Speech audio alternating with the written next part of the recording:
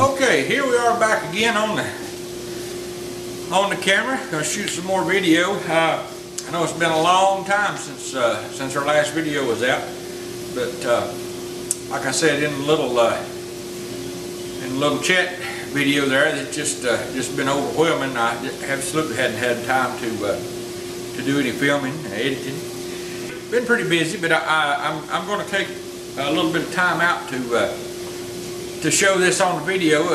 I find it extremely helpful to me, and it may be to some of my viewers if they run into this. The door panels, the doors, and the drawer fronts are solid poplar panel. So that meant we needed to groove it out to make it imitation raised panel door. That's what it all come to. I looked online for a jig to make these faux panel doors, I call them. And there was one available. I'm not even going to mention where it was from. It was like 250 bucks. I sat there and looked at that for a few minutes, and I thought, there's bound to be a way to do that here in the shop that don't cost so much. So I came up with my own jig. Now what this jig consisted of was these 4 pieces. And you can make your pieces as long as you'd like, whatever length of your door, your largest door. So you'll have 2 pieces longer than that. I went about 6 inches, 8 inches, something longer than the door itself. And then the width, you want it the same way, about 6-8 inches longer than the largest door. So I used plywood. I got 3/4 plywood, and I cut it about 3 inches wide. Let's see if I can camera around here where I can see that. I used 3/4 inch plywood for my jig, and I got it about 3 inches wide. Like I said, about 6 inches longer than my biggest door.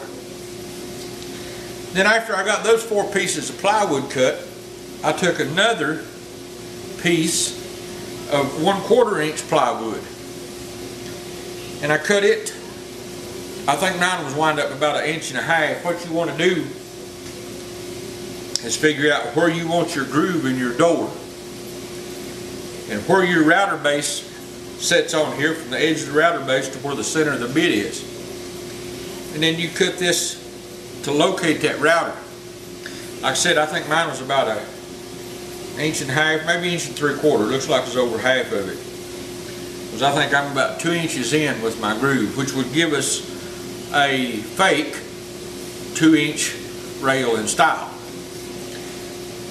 But anyway, whatever sizing you use to fit will determine where the groove is around the door panel. But anyway, I cut the 1/4 inch plywood that width, excuse me, and then I just glued it to the 3/4 inch plywood. So what that done, when I got this thing out, my 3/4 inch plywood is the same thickness as my door. And this other 1/4 inch here gives the router base something to ride against all the way around. So it makes it the same as the router travels around it. Got it set up here. So here's the router. So the router sets on the door and over and onto the 3/4 inch plywood, but it rides right up against the 1/4 inch strip. So that gives you a guide, and you can just run it right around, all the way around like this, and you've got your groove located.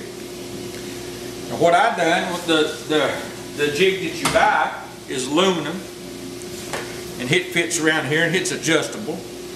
So that was one of the things to overcome with the adjustability of it. You've got no way of adjusting this, got no way of connecting these pieces.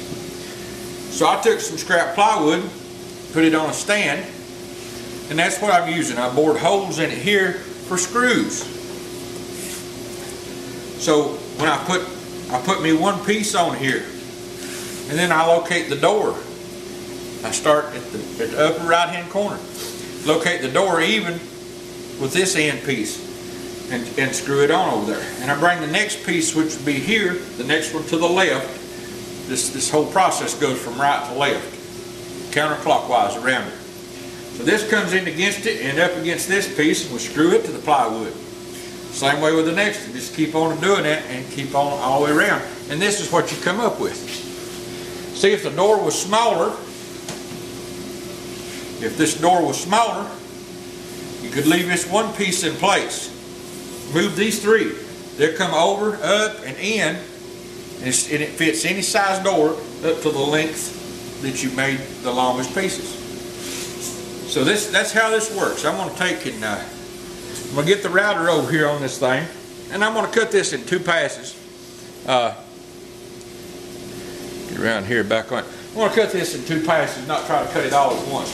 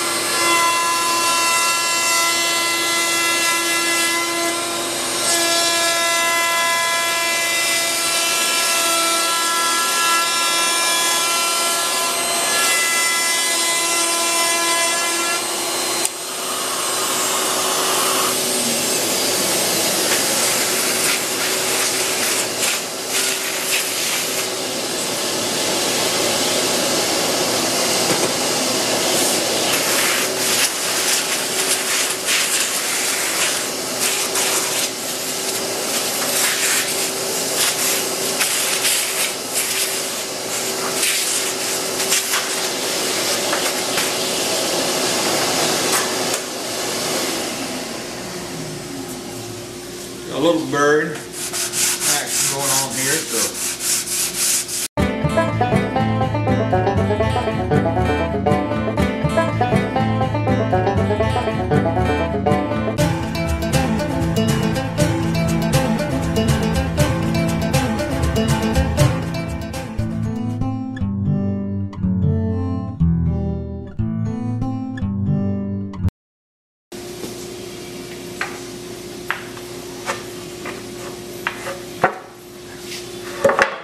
One more thing I need to talk about.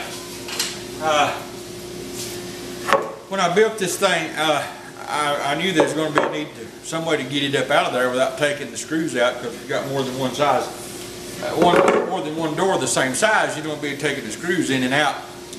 So don't forget, if you build one and you put it on a plywood base like I did, bore your hole. I just put a 1/2 inch hole in it, take a dowel and push it up out of there. You could bore a bigger hole and take your finger or whatever you might have, my handy, a screwdriver or something, but that's what the hole's for. So anyhow, here's the freight panel. It'll need a little bit more sanded, of course, but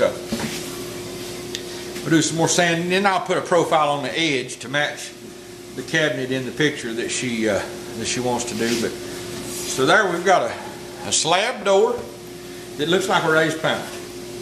And it's poplar instead of MDF. I think it'll hold up better.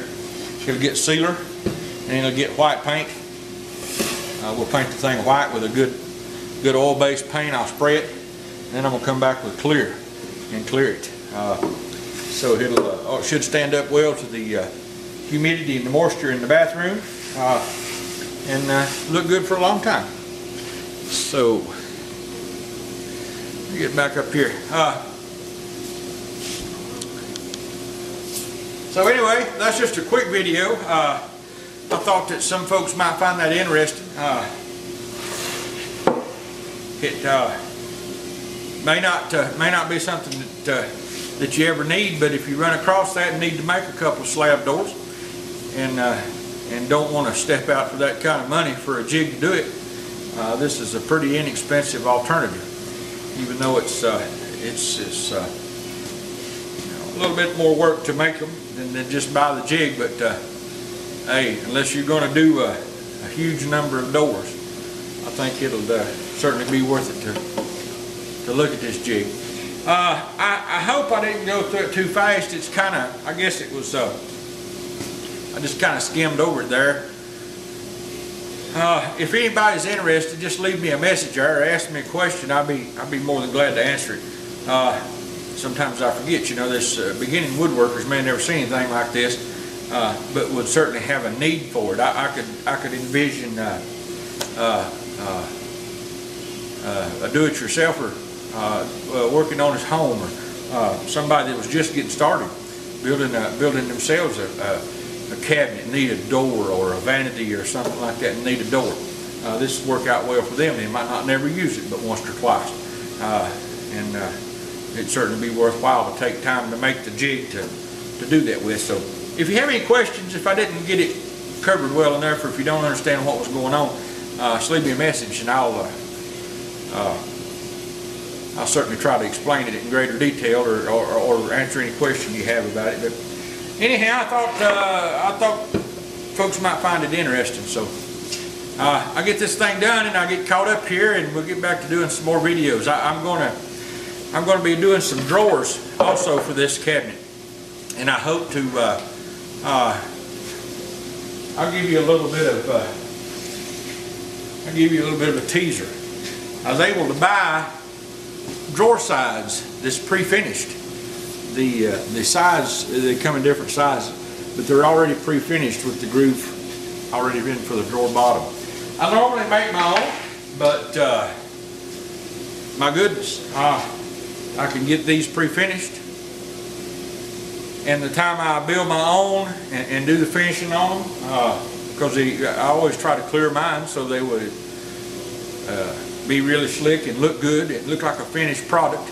Never try to leave them raw, so I always try to finish them clear. So I can get these pre-finished pieces, make the drawers out of, and wind up with less expense in it than I would if I had bought the lumber and made them myself. So that worked out great. But I'm going to be doing a joinery method on these drawers when I get started making those things. I'm not going to use a dovetail. Most of the time when I make my own, I do use dovetails. However, on this cabinet, I'm going to use a different method. So we're going to show how to do that. That involves a couple of router bits and some setup and a couple of different procedures, but it makes for a really nice tight joint for drawers. Second only to dovetails. So when I get started on those drawers, I'll be back and I'll shoot some video on that for those folks that's interested in that. Till then, thanks for watching.